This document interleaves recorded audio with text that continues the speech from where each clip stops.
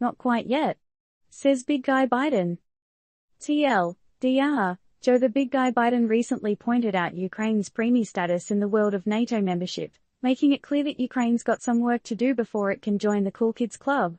He stressed the need for Russia's war in Ukraine to come to an end before any new member invitations get sent out.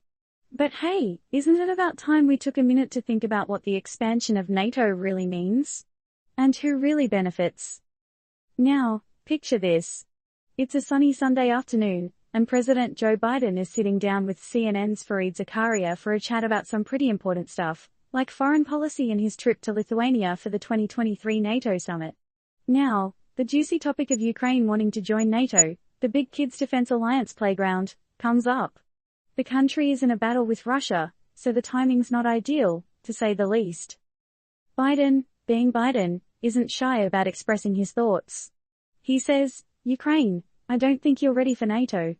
He goes on about the importance of unity in NATO, especially with Putin doing his best to split up the gang. So, if Ukraine, in the middle of a war, were to join NATO, well, we'd all be in the war too, apparently. And who really wants that kind of drama?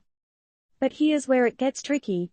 Ukraine can only join NATO if all members agree that it's ready. Now back in 2008, NATO leaders were all like, yeah, Ukraine, you can totally join us. Eventually. But they didn't exactly give the country a map to NATO land, despite Ukrainian President Volodymyr Zelensky's pleas. Fast forward to now, Biden's having a word with Zelensky, reassuring him that the US will keep providing security and weaponry while this whole NATO membership thing is being figured out. But Biden isn't willing to ignore Putin's request to promise not to admit Ukraine to NATO. The big guy believes in NATO's open-door policy, but also thinks it's too soon to call for a vote. There are other qualifications that need to be met, including democratization and peace. Now, why should we care? Well, it's been over 500 days since Russia launched a war against Ukraine, and the smaller nations people, backed by powerful countries, are putting up a fight. The stakes are high and the decision-making is hard. Biden admitted it was tough to send cluster munitions upon the Defense Department's recommendation, but he did it to help Ukraine sustain its counteroffensive. So, what's the takeaway here? Is it about standing up to the big bad wolf, or being careful not to invite more chaos into our already wild world?